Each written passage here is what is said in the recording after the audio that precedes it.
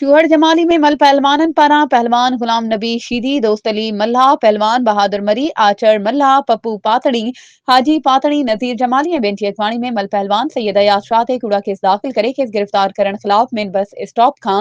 चूहड़ Jamali press club ताईं एहतिजाजी rally कढी सख़्त नारेबाज़ी कई वई।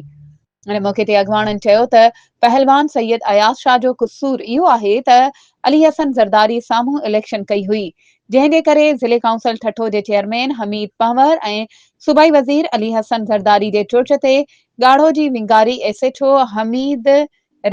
राणी अयाज शाह ते मनघड़त केस दाख़िल करे खेसि गिरफ़्तार कयो आहे, जेका असां मल पहलवाननि सां सिधी सही ज़्यादती आहे,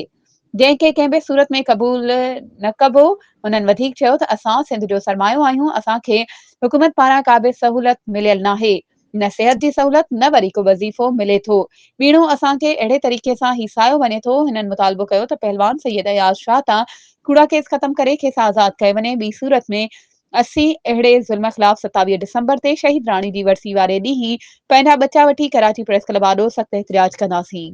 वधीक ख़बरुं ऐं अपडेट्स जे लाइ असांजे चैनल खे सब्सक्राइब कयो